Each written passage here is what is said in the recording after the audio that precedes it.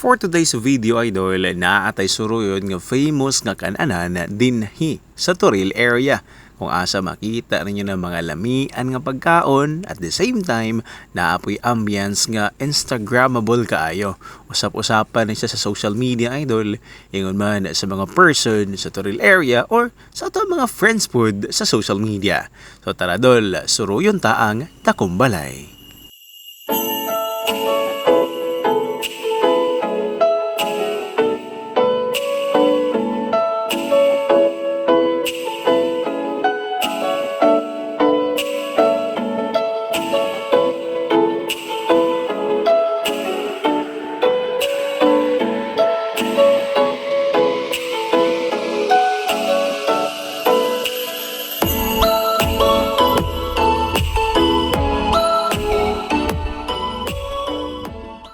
So, ato pangutan na si Sir John kung saan process din once nga magpabook ka, because I've heard kanina napod sila for reservation o na po pag-walk-in. So, for reservation sir, unsa may discard? Bali po, if ever po, mas maganda po kasi if ever na pupunta po kayo dito sa Dakumbalay is more on reservations po. Para po masettle na po yung tables and food po. So, para hindi na po ma-hassle katulad po na nangyari sa inyo ngayon, sir. No? So, yes po, para po mas convenient po sa tables niyo, sir. Anyway, pag reservation mostly dyan sa loob. Yes po, usually sa salud po talaga Okay, yung mga reservations po talaga. Pag walk-in lang dito sa labas. Yes po, yes Yun ang nangyari sa amin. Anyway sir, anong oras ba yung store opening natin at saka anong araw? Okay po. Everyday naman po kami, Monday to Sunday po kami Okay. open. Then 9 a.m. to 10 a.m. to 9 p.m. po. 10 a.m. to 9 p.m. So, ano po ba yung mga best natin dito, mga best food na pwede nilang i-expect, especially sa mga naku-curious when we talk about Dakumbalay, kasi maingay na si Dakumbalay sa Facebook kaya nga tayo napadpad dito. So ano ba yung ine-expect nila sir at ano ba yung inihanda nyo para sa kanila? Nagtatagalog naman tayo nito Pero okay Bali, best all of our foods Yes. naman po is best seller namin. So Okay. ang pinaka ano po namin is pork kare-kare and oxtail po talaga. Yes po. So tara, masulod ta sa Dakumbalay.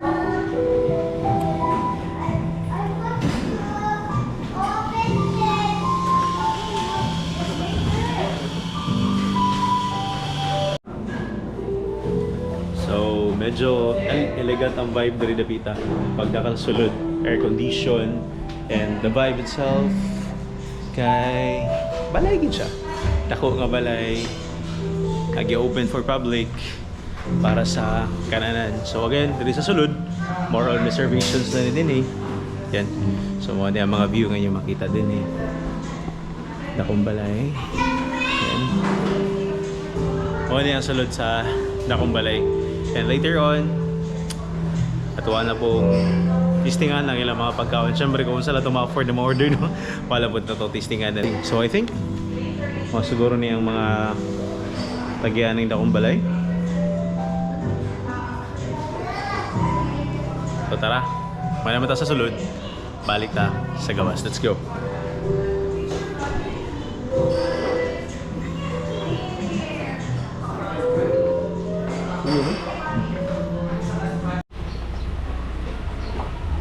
So ano yung gawas sa Dakumbalay?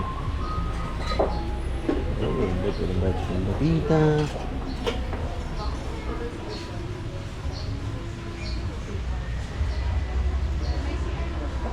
CR here.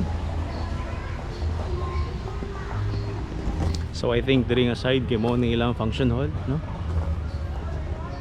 For your events. Yeah. So overall view, mo ni gawas sa Dakumbalay.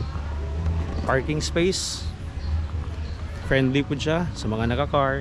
At the same time, para po kay Mr. Right nga nagamotor.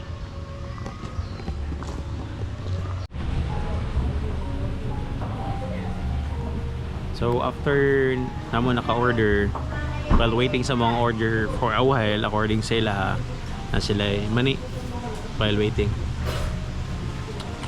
Pero dito pala biyan kay basin mabikil o basin mabusog ta.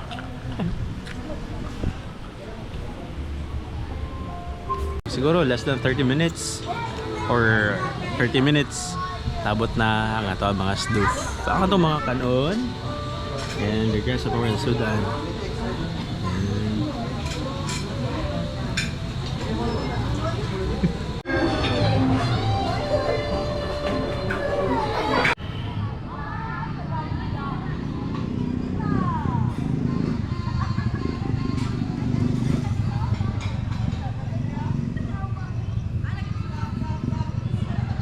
That's it for our kubkub dinhi sa may Dakong Balay. Anhi ako sa Dakong Balay. Pero bitaw idol, sort of honest review lang po sa tuwang experience. So again, we all know nga made to order or sa kuwaday no na experience made to order ang ilahang pagkaon dinhi. So but pasabutan na dili gyud dapat kagutom kayo pag moadto dinhi kay dili man siya immediately naada yun ang pagkaon because made to order gani. And at the same time dapat pasensya syempre taod-taod good.